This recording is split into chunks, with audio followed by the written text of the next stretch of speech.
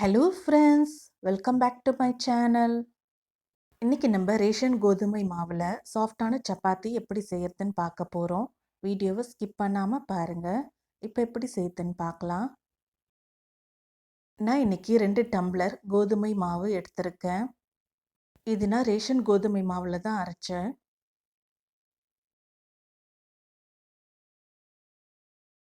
இப்போ இந்த மாவுக்கு தேவையான உப்பு சேர்த்துக்கலாம்.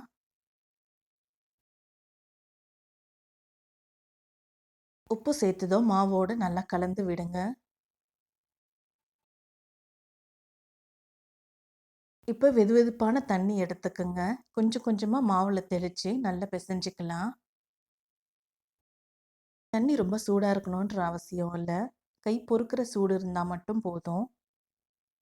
தண்ணி ஒரே தடவையாக சேர்த்துறாதீங்க. கொஞ்சம் கொஞ்சமாக தெளித்து பிசைஞ்சு விடுங்க. மாவு எல்லாம் ஒன்று சேர்ந்து இது போல் வரணும்.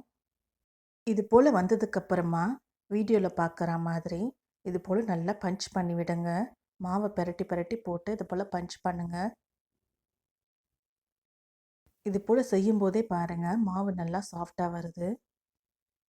இது போல் 2லேருந்து 3 நிமிஷத்துக்கு நல்லா பிசையணும்.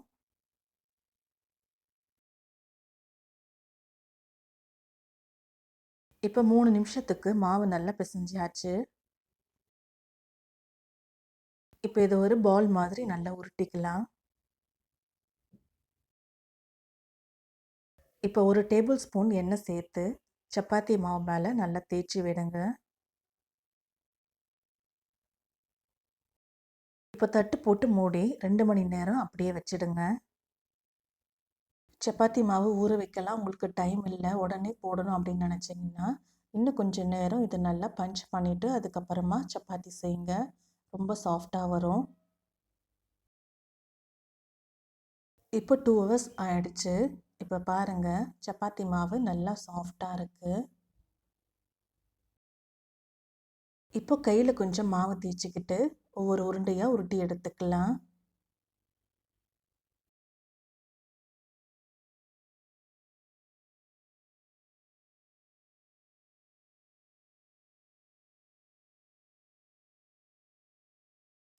இதே போல் எல்லா உருண்டைகளையும் உருட்டி எடுத்துக்கலாம். இப்போ சப்பாத்தி தேய்க்கிறதுக்கு உருண்டையெல்லாம் ரெடி பண்ணியாச்சு.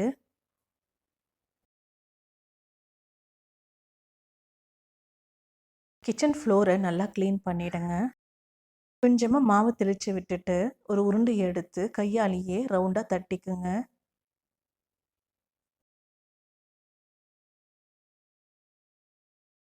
இந்த மாதிரி வந்ததுக்கப்புறமா சப்பாத்தி உருட்டுற கட்டை வச்சு நல்லா தேய்ச்சி விட்டுக்குங்க. நடுவில் நடுவில் கொஞ்சமாக மாவு தெளித்து விட்டுக்குங்க. அப்போ சப்பாத்தி ஒட்டிக்காமல் இருக்கும். சப்பாத்தி தேய்க்கும் போது ரொம்ப அதிகமாக மாவு சேர்த்திங்கன்னா கூட உங்களுக்கு சப்பாத்தி ஹார்டாக வரும். சப்பாத்தி தேய்ச்சாச்சு. இப்போ இந்த சப்பாத்தியை ஒரு பிளேட்டுக்கு மாற்றிக்கலாம்.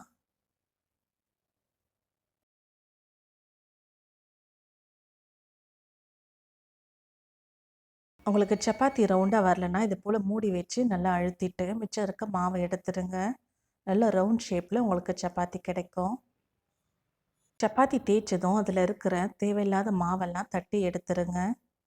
இதே போல் மிச்சம் இருக்கிற சப்பாத்தியும் தேய்ச்சி எடுத்துக்கலாம்.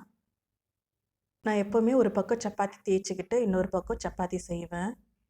சப்பாத்தி தேய்ச்சிட்டு ரொம்ப நேரம் விட்டுட்டிங்கன்னா அதோட ஈரப்பதெல்லாம் போயிடும். அதுக்கப்புறம் சப்பாத்தியும் ஹார்டாக தான் வரும். ஸ்டவ்வில் ஒரு தோசை பேன் வச்சு சூடு பண்ணிக்கலாம். சப்பாத்தி போடுறதுக்கு தனியாக ஒரு தோசை பேன் யூஸ் பண்ணுங்கள். இப்போ தோசை போடுற கல்லே நம்ம சப்பாத்தியும் செஞ்சோன்னா சப்பாத்தி வரும், அதுக்கப்புறம் தோசை வராது. பேன் சூடானதும் சப்பாத்தி அதில் போட்டுக்கலாம்.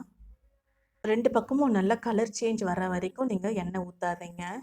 எண்ணெய் முன்னாடியே ஊற்றிட்டிங்கன்னா அது சரியாக வேகாமல் போயிடும். இது போல் கலர் சேஞ்ச் ஆனதுக்கப்புறம் தான் நம்ம எண்ணெய் சேர்க்கணும். கரண்டி வச்சு இது போல் நல்லா அழுத்தி விடுங்க. அப்போ தான் சப்பாத்தி நல்லா உப்பி வரும். ஒரு பக்கம் நல்லா குக் ஆனதும் இன்னொரு பக்கமாக திருப்பி போடுங்க.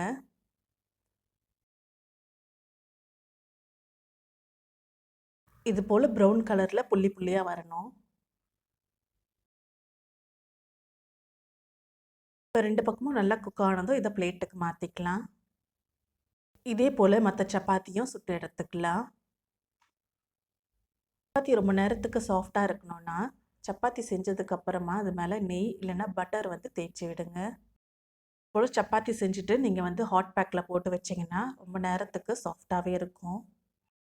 அவ்வளவுதான், சாஃப்டான சப்பாத்தி ரெடி ஆகிடுச்சு. நம்ம மாவு பிசையும்போது எதுவுமே ஸ்பெஷலாக சேர்க்கல. எப்போவுமே செய்கிற மாதிரி எண்ணெய், உப்பு, தண்ணி தான் சேர்த்துருக்கோம். எவ்வளவு சாஃப்டாக வந்திருக்கு பாருங்கள். நான் சொன்ன டிப்ஸ்லாம் ஃபாலோ பண்ணுங்கள். நீங்களும் சாஃப்டான சப்பாத்தி செய்யலாம். சுட சுட சப்பாத்தியோட உங்களுக்கு விருப்பமான கிரேவி வச்சு சாப்பிடுங்க. இந்த ரெசிபி உங்களுக்கு பிடிச்சிருந்தா லைக் பண்ணுங்கள், ஷேர் பண்ணுங்கள், கமெண்ட் பண்ணுங்கள். இன்னும் என்ன மாதிரியான வீடியோஸ் வேணும் சஜஸ்ட் பண்ணுங்கள்.